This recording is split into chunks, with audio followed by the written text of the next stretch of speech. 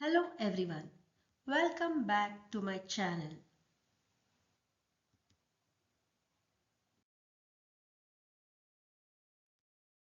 Today we are going to discuss on a topic net force. The first picture shows an example of unbalanced force and the second picture shows an example of balanced force. Table of contents. First, balanced forces. Second, unbalanced forces.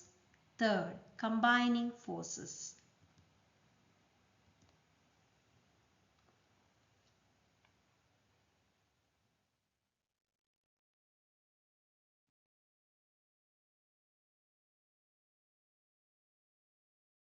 Introduction.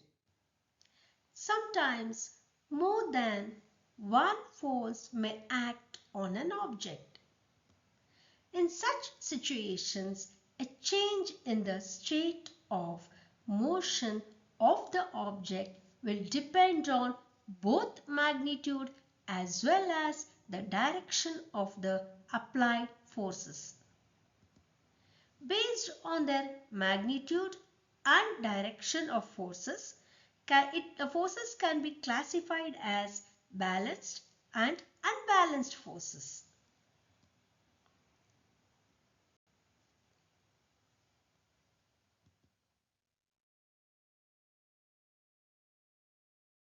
Balanced forces. They are those that are equal in magnitude but opposite in direction. The net force of the balanced forces are zero. Example, a ball floating on water.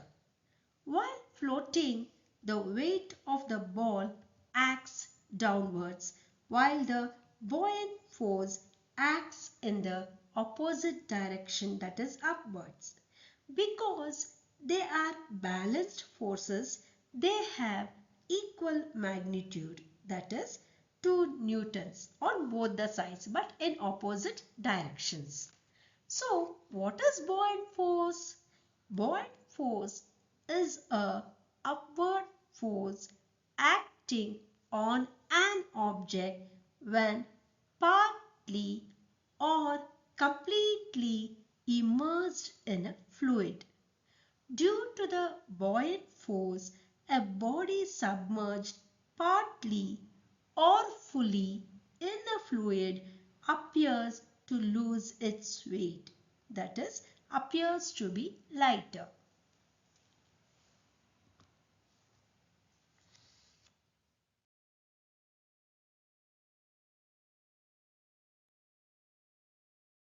In hanging objects,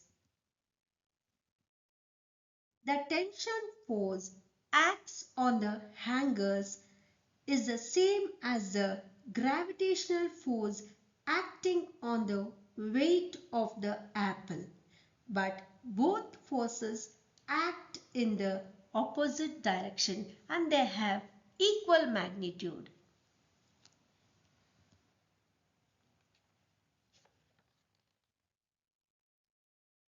In the game of tug of war, the force exerted by each person is equal, but they are pushing in opposite directions because the force that each person exerting is equal. The two forces cancel each other's effect and the resultant force is zero. Third picture. A book is seen resting on the surface of a table. The weight is balanced by the reaction force or the normal force from the surface. The surface pushes up in opposition to the book balancing the weight, that is gravitational force.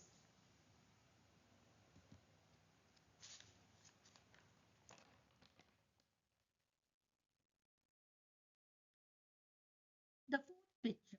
While floating, the weight of the bottle acts downwards while the buoyant force acts in the opposite direction, that is upwards. Because they are balanced forces, they have equal magnitude but opposite directions.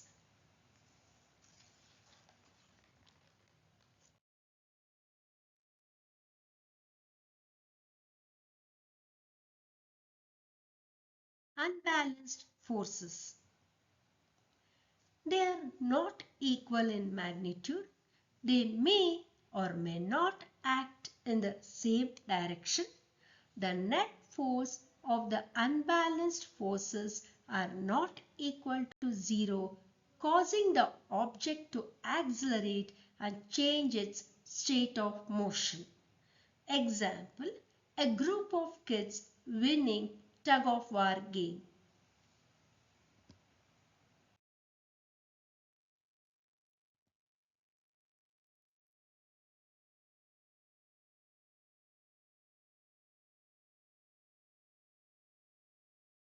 Look at the first picture.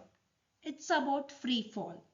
It is an example of unbalanced force. In free fall, the only force acting on an object is gravity, which causes an object to accelerate downwards. Here, the second picture shows an example of unbalanced force, the seesaw. Because the forces are not equal, the person who lost contact with the ground and has moved upwards. As Earth's pull is unbalanced, this makes the other person to slow down and change direction so that he or she comes down to earth again. A swing swaying in the breeze is an example of unbalanced force. As the gravity pulls swing down, it still moves back and forth while the breeze pushes it forward and up.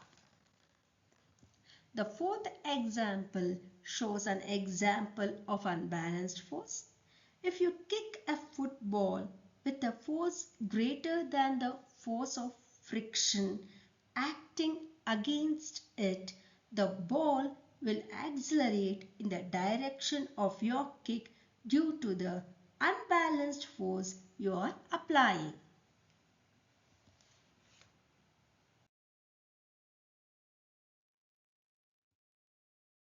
Did you know? In the absence of air, two objects with different masses fall exactly the same rate of acceleration. For detailed illustration of this information, please refer to the link added in the description box below my YouTube video.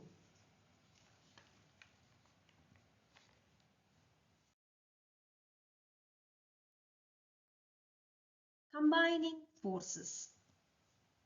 If two or more forces act on an object in the same direction, the net force or resultant force is sum of all the forces. If two or more forces act on an object in the opposite direction, the net force or resultant force is the difference between the opposite forces.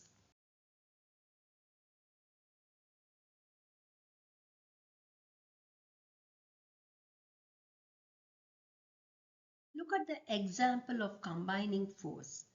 When a man on the left pushes the box, he will push the box to the right with the force of 50 newtons, and the man on the right will pull the box with a force of 40 newtons.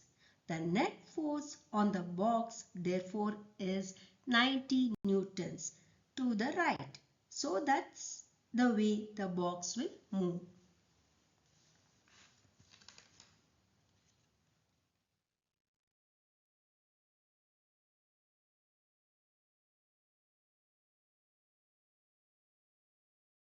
Look at one more example. The car moving in the picture is about two forces acting in opposite direction. That is, the frictional force which is of 40 newtons and the force applied by the engine, that is applied force 50 newtons. Hence, the net force acting on the car is the difference of these forces, which is 10 newtons. Thus, the car will move towards the applied force as the applied force is greater.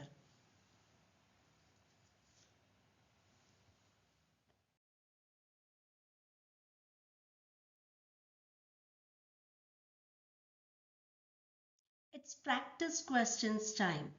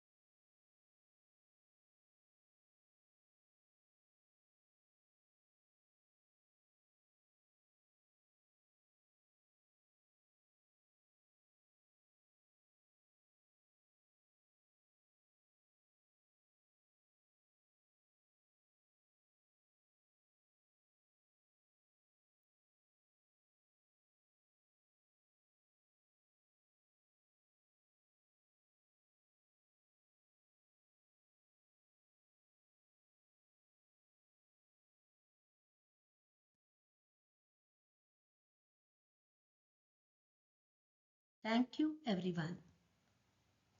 See you in the next video.